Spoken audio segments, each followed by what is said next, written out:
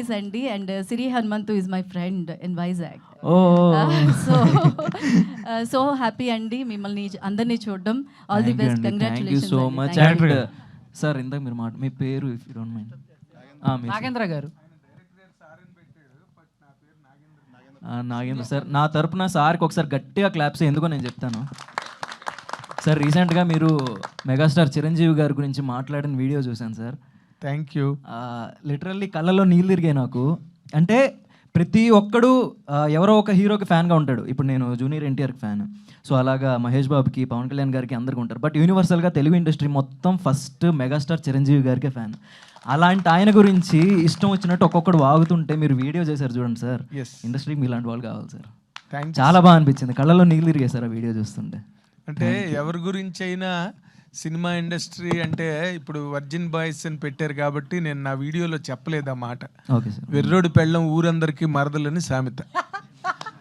అలాగా ప్రతివాడు cinema industry మీద పడి వాళ్ళ రికగ్నిషన్ కోసం మీరు ఎంత కష్టపడతారో ఒక సినిమా చేయడానికి, ఎంత స్టేక్ చేస్తారు దాంట్లో, ఎన్ని ఆశలు ఉంటాయి వాటిల్లో.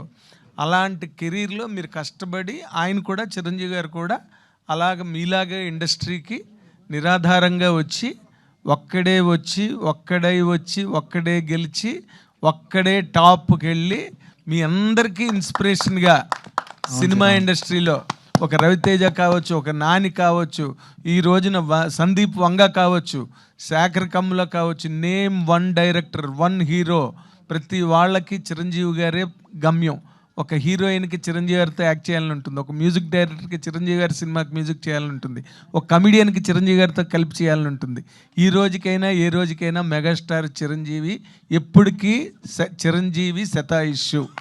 100% సార్. అలాంటి మనిషికి, అలాంటి ఒక జైంట్ మౌంటైన్ గురించి కూడా తెగబడి బరితెగించి మాట్లాడితే ఇంకా ఈ సినిమా ఇండస్ట్రీకి మిగిలిన గౌరవమే ఉంది? మీరు ఇంతమంది వచ్చి కష్టపడి ఇది ఒక ప్లాట్ఫామ్గా మీరు ఎంచుకొని ఇలాగ వచ్చిన వాళ్ళందరికీ కూడా ఆయన ఒక పెద్ద ఇన్స్పిరేషన్. మీరు ఎవరు వచ్చిన ఇండస్ట్రీకి అలాగవ్వాలనే వస్తారు, మెగాస్టార్ చిరంజీవి అయిపోవాలనే వస్తారు అందరూ కూడా. సో మిమ్మల్ని అందరినీ అగౌరవపరిచినట్టే. ఇండస్ట్రీ అన్నది చాలా గొప్ప పవిత్రమైన పరిశ్రమ. ఇది మీరు ఎంతో శ్రమపడి కష్టపడి వచ్చే వాళ్ళ కోసం, అందుకోసమని నేను ఆ వీడియో చేశాను. Super sir, thank you sir, thank you. అంటే చాలా మంది చెప్పలేకపోయారు, అందరి తరపున మీరు మాట్లాడారు. Thank you sir. చిన్న క్వశ్చన్, మీరు చాలా మంది హీరోల్ని, పెద్ద పెద్ద స్టార్ హీరోస్ని కానీ వాళ్ళందరినీ కూడా వాళ్ళందరితో మాట్లాడి ఉంటారు సార్. సో ఒక గొప్ప యాక్టర్గా ఎదగాలంటే వాళ్ళకు ఉండాల్సిన లక్షణం ఏంటి, అండ్ అలాంటి లక్షణం ఏ హీరోలో మీరు ఎక్కువ చూసారు? అందరికీ క్వశ్చన్. మీరు నన్ను అడిగితే ఎప్పుడైనా నేను నా నోట్లోంచి ఆ 4 అక్షరాలే వస్తాయి, మెగాస్టార్ చిరంజీవి. ఎందుకంటే మీలాగే నేను హై స్కూల్ లెవెల్ దగ్గర నుంచి కూడా ఆయన సినిమాలు చూసి ఇన్స్పైర్ అయ్యి కాలేజీలో ఆయనకి ఫ్యాన్ అయ్యి, తర్వాత నేను మళ్ళీ అనుకోకుండా, అంటే నేను పీటీఐలో ఆ రోజుల్లో కంబైన్డ్ ఏపీలో పీటీఐ టెస్ట్ రాసి సెలెక్ట్ అవ్వడం అంటే ఐఏఎస్ కాదు, చాలా పెద్ద టాపర్ కింద లెక్క. అందులో మేము ఇద్దరమే సెలెక్ట్ అయ్యాం. కాకినాడలో ఒక ఆయన, వైజాగ్ నుంచి నేను సెలెక్ట్ అయ్యాం. నేను అలాంటి ఉద్యోగం కూడా వదిలేసి మెడ్రాస్లో ఆంధ్రజ్యోతిలో జ్యోతి చిత్ర అనే లీడింగ్ మ్యాగజైన్లో కేవలం నేను చిరంజీవి గారిని చూడడం కోసం మాత్రమే నేను ఢిల్లీలో పీటీఐ ఉద్యోగం వదులుకుని, I'm post graduate in English, కానీ నేను ఆ ఉద్యోగం వదులుకుని ఇక్కడ జాయిన్ అయింది కేవలం చిరంజీవి గారి గురించే. ఆయన పడ్డ కష్టం, ఆయన పడ్డ శ్రమ నేర్చుకోవడం కోసం, ఆయన పడ్డ తాపత్రయం నేను ఎవరిలోని చూడలే. అందరికీ ఉంటుంది సార్, అందరికీ ఉంటుంది. సక్సెస్ అయిపోవాలి, పెద్ద యాక్టర్లుగా వచ్చేయాలి, ప్రజలందరూ గుండెల్లో పెట్టుకోవాలని. మీకుండదా ఎవరికి ఉండదు, అందరికీ ఉంటుంది. బట్ దాన్ని ప్రాక్టికల్గా ఇంప్లిమెంట్ చేసి, డాకు సినిమాలో ట్రైన్ కింద ప్రాణాలకు తెగించి చేశారు ఆయన. రన్నింగ్ ట్రైన్లో ఎవ్వరూ చేయలేరు ఆ పని. ఎందుకు? బంగీ జంపు బావగారు బాగున్నారాలో అంతకుముందు చాలామంది ఆ బంగీ జంప్ చేసిన చోట కొంతమంది చచ్చిపోయారు. ఆయనకు ప్రాక్టీస్ లేదు, బట్ కేవలం అభిమానుల్ని దృష్టిలో పెట్టుకుని అంత ఎత్తు నుంచి బంగీ జంప్ చేశారు.